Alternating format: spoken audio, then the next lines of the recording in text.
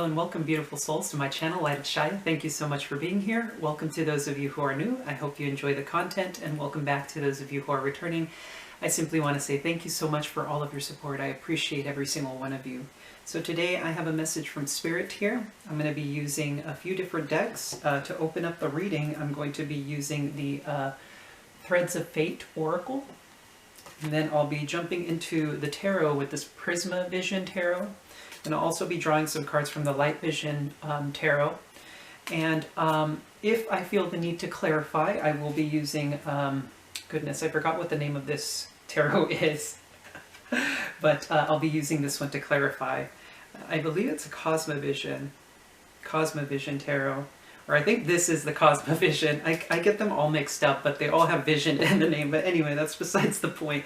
So anyway, let's go ahead and get into the message here from Spirit, from the Divine, from Source, however you refer to your higher power. This is going to be a message for those of you watching, whoever needs this message in particular at this time. Alrighty, let's see what we have here from Spirit. Paradox, fascinating. I'll be reading out of the book for this, but we got the Paradox card. Very interesting. Now, isn't that interesting? A paradox is kind of like a never-ending loop, right? So, for example, if you were to go back in time and you were your own father kind of thing, right? And so it would be an infinite loop.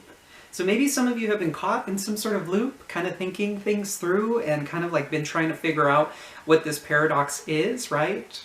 And the illusion of choice, right? Because sometimes we get caught in the illusion of choice. When we don't make a choice, that is a choice in and of itself. It's a weird paradox that way, right? So let's go ahead and see what this paradox card is about. Alrighty, so we have here the paradox. This card is a reminder that we can hold two extremes at the same time. Sometimes we focus on things, whether internal or external, and see them as one-sided. But to hold the paradox within us requires strength, to see our most brilliant qualities and our most ugly, to acknowledge that they both live within us is a gateway to growth. Carl Jung said, "The paradox is one of our most valuable spiritual possessions, and for anyone who does shadow work, they know this to be true. But this can also be difficult for many people. If we have been raised in a rigid environment where things are viewed as black and white, it may be hard for us to accept our flaws, let alone love them. One of the best ways to slowly enter a relationship with our internal paradox is to remind ourselves that we did not create these things within us. We inherited them. It does not define us, and yet we are responsible for it. To work more deeply with paradox as you witness yourself throughout the day, identify what types of thoughts you have more of, positive or negative. From there, find the polar extreme. For example, maybe you thought, I am so effing lazy. Acknowledge a couple things that make that true. Then find the polar opposite, i.e. hardworking, and acknowledge a few things or experiences that prove that you are hardworking. Very fascinating message that we have here, right? So essentially what this card is saying is that we all have a shadow and we all have a light aspect within ourselves, right?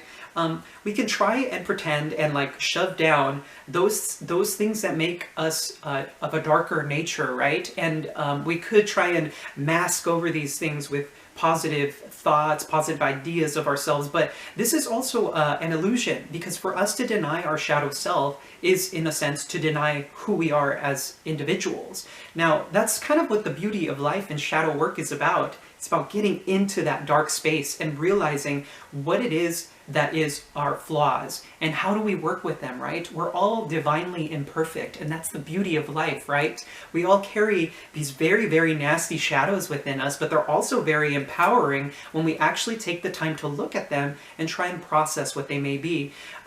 One of the things that we tend to do is try and focus, especially if you're on the spiritual path, a lot of the times, and I've been guilty of this too, we try and focus on all of the good qualities inside of us while not taking a look at the shadow aspects within, right? And it's about getting uncomfortable. Be willing to get uncomfortable, to get down to the nitty-gritty as to why you may have these negative qualities, right? Things that you may not necessarily be proud of, things that may not necessarily align with who your perception of yourself is, right? So take a look-see. If you've been caught in some sort of loop, trying to figure out who you are, get comfortable with the process of discomfort. And in that discomfort, you're going to start finding things about yourself that you likely hadn't recognized that you've been carrying, right? This card speaks of having grown in rigid environments. And isn't this true? A lot of times, for example, myself, I was raised in the Jehovah's Witness faith, and everything is light or dark. There's no in between. There's no varying shades of gray, right? And that in itself can be a bit of a toxic cycle to learn how to break out of, right?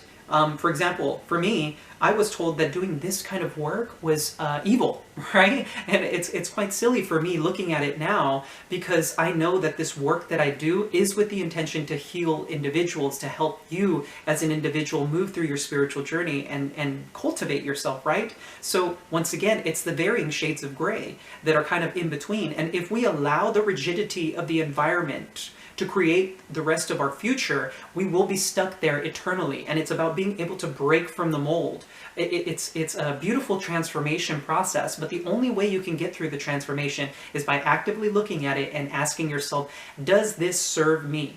And if so, why, right? And if not, why, right? Get down to the nitty gritty. Now, I do want to emphasize here that our thoughts sometimes love to get into our way, right? I'm getting, Mars and Gemini, Nine of Swords. Sometimes we get so caught up in here that we tend to forget how to enjoy our lives, right? Enjoy the being, our presence. When was the last time you took a sip of water and truly was absolutely grateful for the nourishment that it gave you, or rather the hydration that it made you feel, right? So it's a matter of taking a look at things and trying to figure out what is right for you, what is wrong, or why do you perceive something to be wrong, right? Ask yourself these really big questions, and you will see that afterwards you're going to get to the core of who you are. In the end, that's really what it's all about, right?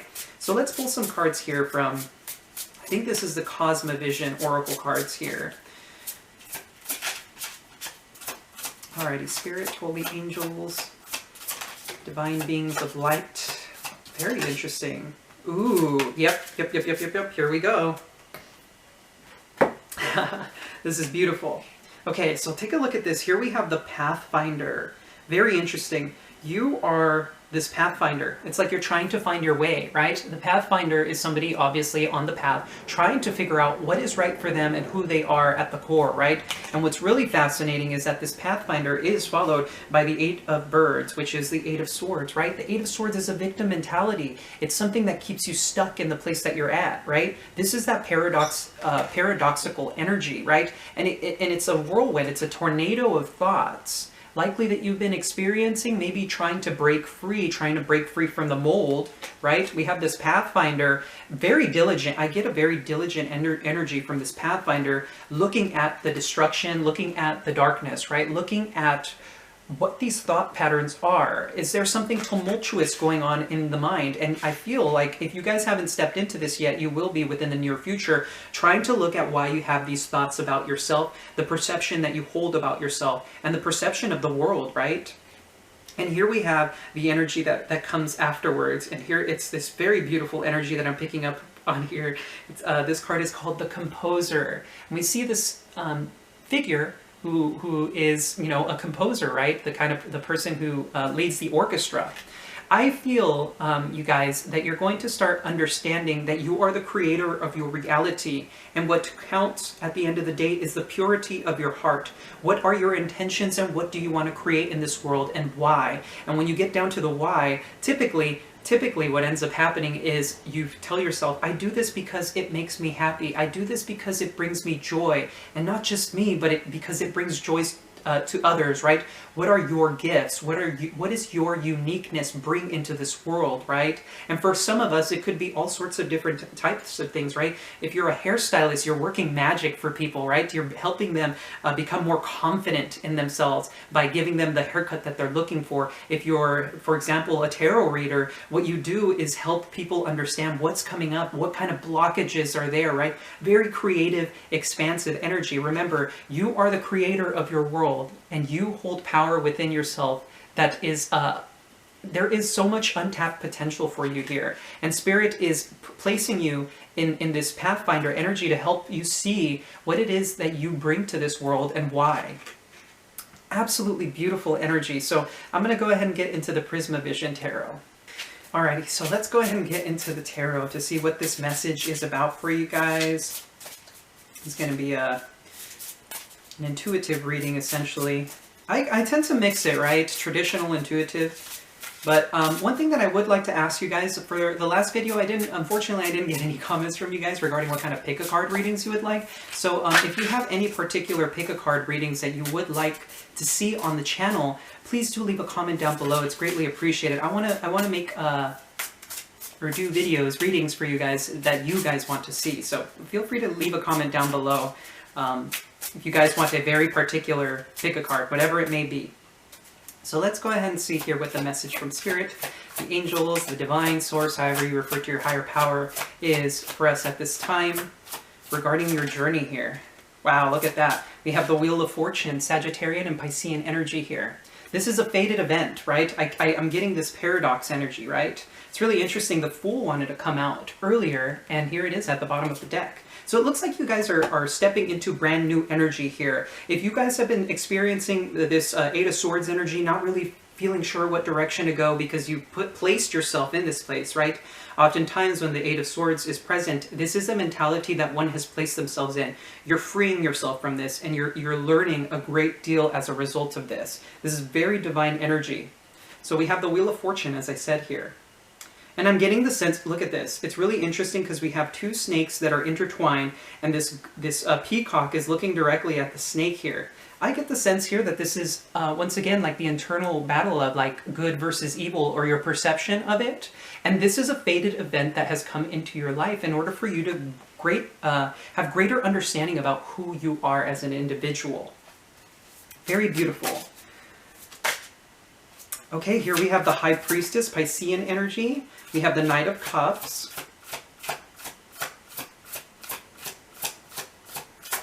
Okay, and the Hierophant. Very interesting. Okay, so here we have the High Priestess, right? It looks like your intuition is leading the way here, right?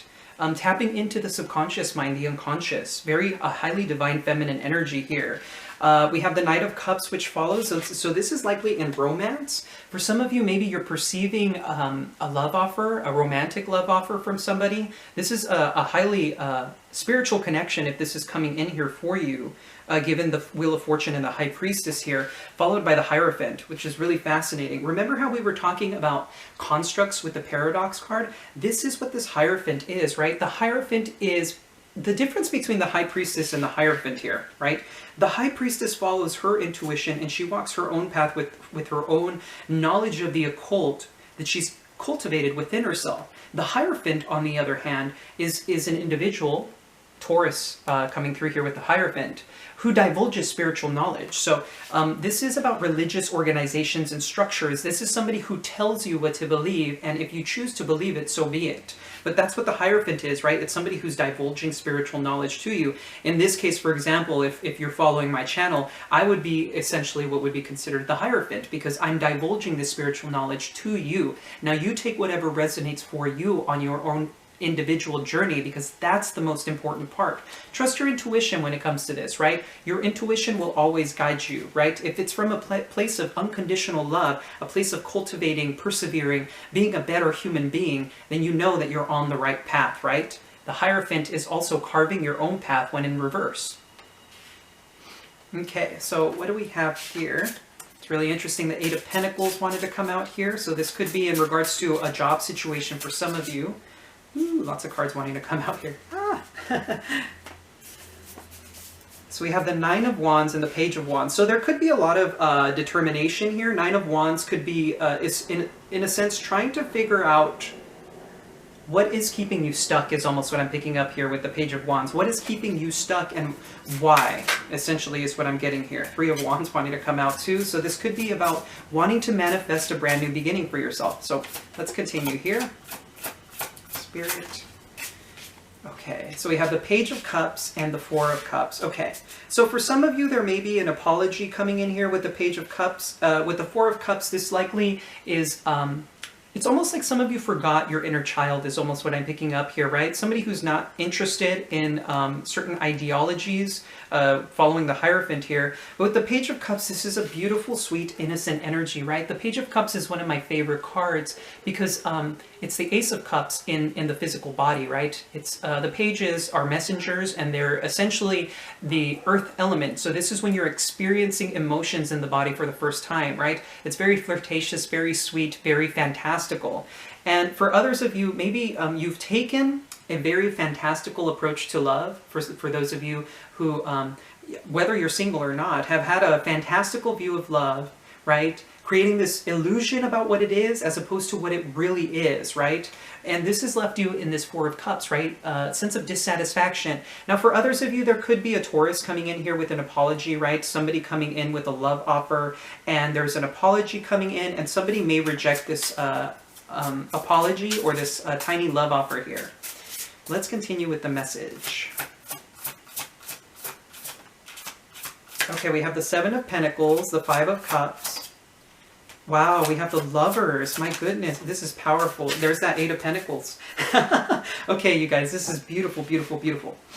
So there is some sadness here, but I'm getting a sense of a great deal of expansion coming up, right? Perhaps there could be a love offer or an apology that is made initially that will be rejected. With the Seven of Pentacles, it looks like there is some time needed, an investment being made, right? This card could be a little bit frustrating for some of you to deal with because you're likely waiting, or you've been waiting for this opportunity for quite some time, and there's no happiness in the waiting, right? Five of Cups. There's a release, there's a grievance here, right? There's a sense of loss and mourning, right? But what's really beautiful about this is, note how this particular individual is letting go of the things that are no longer necessary in their life, right? This person is consciously leaving something behind. As opposed to other decks, this particular individual is actually tossing these three cups into the river. This is something that no longer serves them, but note how he's willingly holding on to the Two of Cups up top where he's at, right? Where he or she is at, right? You can see how the two cups are there present. So it looks like within the near future here, if this story or this is playing out for you, and this is resonating, it looks like you're going to be leaving something behind. I can't help but notice, here's that two again. Look at the Seven of Pentacles, right? This person is planting their seeds, but note the little fruit up top. There's two of them there. It's like somebody has rediscovered what the truth is, or what love is, or something along those lines, but there's a sense of sadness in this. Maybe it's because something is willingly being left behind. Now we have the energy of Gemini here with the Lovers and the Eight of Pentacles. It looks like there's a very powerful soulmate connection here. Lovers, right? This is absolute beauty, joy, and love. And with the Eight of Pentacles, this is dedicated efforts. This is somebody who is fully committed through even the most boring parts to say to themselves, I'm going to master this. I'm going to get this right. I'm going to do my best to create this experience. And note how this person is like in their day-to-day life, cultivating what is necessary in order to make this a reality, right? You can see how she's watering those flowers that she's cultivated over time. There's a sense of growth here for you guys, a sense of growth, which is absolutely beautiful. I feel like you guys are narrowing down on what it is that you want to create in your life, and there's nothing more empowering than that. Okay, let's continue with the message here. Okay, we have death energy. Yeah, remember how I said there was something being left behind? And here we have the King of Cups. Okay, really interesting.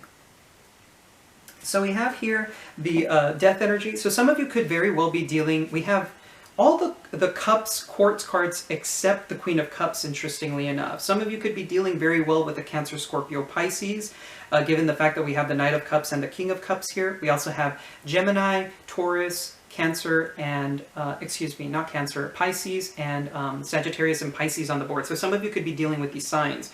But we have the Death card followed by the King of Cups. As I said, there's something being left behind here with this death energy. It's a transformational process, right? Look at how this beautiful flower is like growing.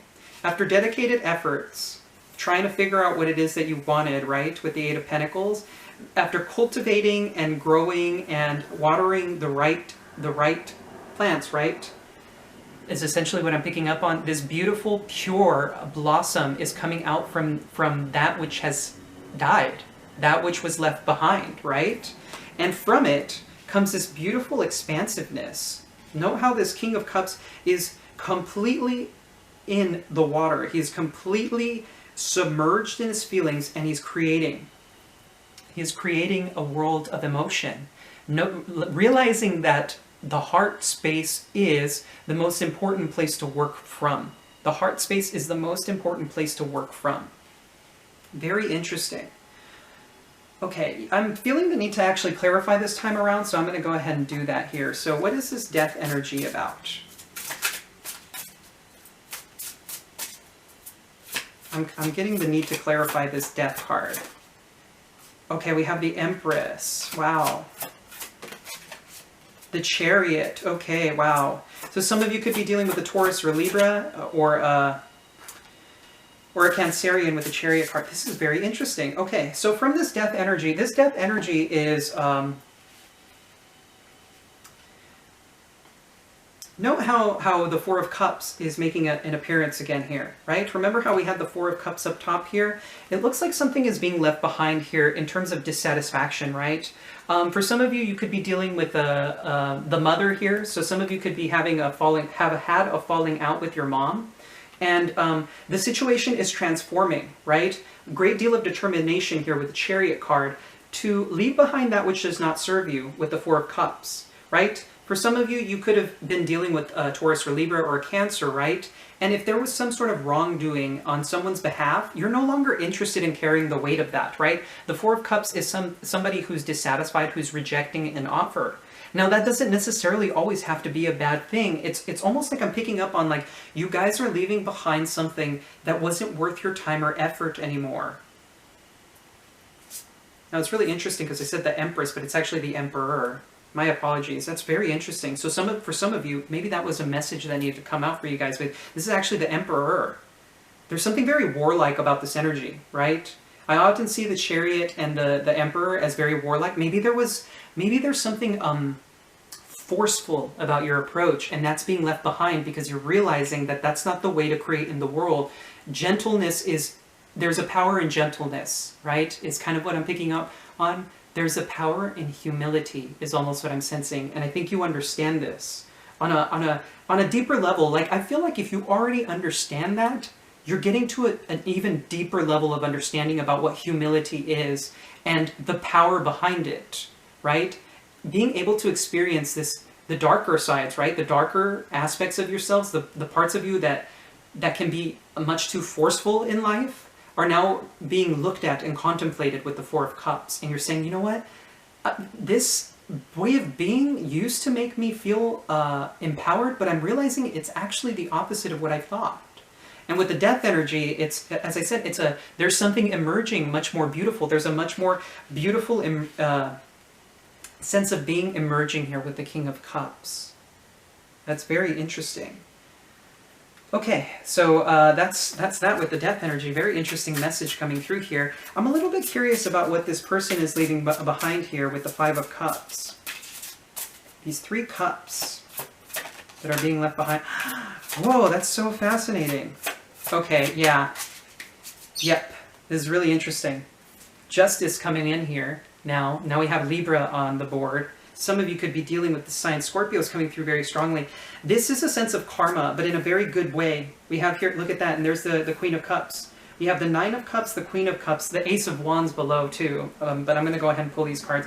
Let me just get into this message first, and then I'll get into the cards actually clarifying, because this is the unseen energy. What you're not seeing here is that by doing the right thing, by opening up your heart space and allowing things to flow, you're creating your heaven on earth with the Nine of Cups. It's a wish fulfillment in love. For some of you, you could be dealing, as I said, with the Cancer, Scorpio, Pisces. Here's that Queen of Cups now, right? The Queen of Cups, King of Cups are counterparts. So some of you could be dealing maybe with some people who are married, right? Two water signs that are married. And for others of you, this could be the energy that's coming in regards to this powerful soulmate connection. Now, here's the fascinating thing that's coming through with this Five of Cups, right? Here we have the Death energy. This Five of Cups, what's being left behind is the very thing that is creating this this transformation for you, right? We have the death energy and the Six of Cups. Scorpio coming through very strongly again.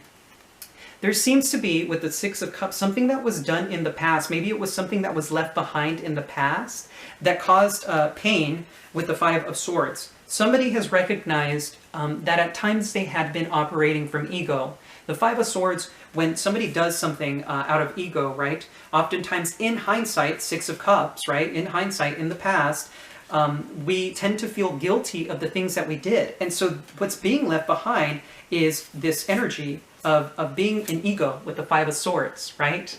In the past, right? These are past energies that have been looked at. And with the Death card, this is what's emerging, this transformational process. This is allowing for love to come in, and somebody's recognizing the importance of day-to-day efforts in love, right? Whatever that may be for you, however that may look like for you, this is absolutely beautiful. This experience, whatever you're going through, once you've discovered the shadow aspects of yourself, you're finally able to remove something that was no longer truly serving you.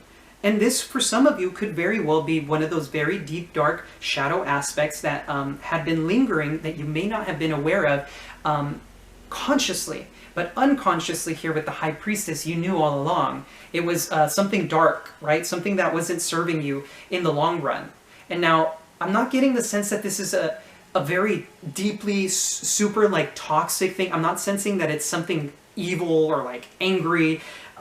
Although to a certain extent with the Five of Swords, I think the Five of Swords is ego, but it's also a form of self-sabotage that you didn't recognize that you had been carrying through this time. And now there's a sense of purity that comes through you. This pure expression of yourself helps you recognize how expansive and loving you can be, right? With all individuals, with all people. And you're creating from a heart space now, is what I'm picking up on. Like, you're creating from a beautiful heart space. Something that I think you knew this all along, that you carried this beautiful light inside of you, but you didn't see how much power there was behind it, and now you're discovering it for the first time. That's absolutely beautiful. Alrighty, you guys. This is a really interesting message. But anyway, I'm going to go ahead and wrap up the reading here. Don't want the video to go on too long. But again, as I said, please do leave a comment down below if you guys want a particular pick-a-card reading that you're looking for. If you did enjoy this reading and you felt it resonated, please do hit that like and subscribe button. It's so greatly appreciated. And as always, I am sending you so much love and so much light. Take care.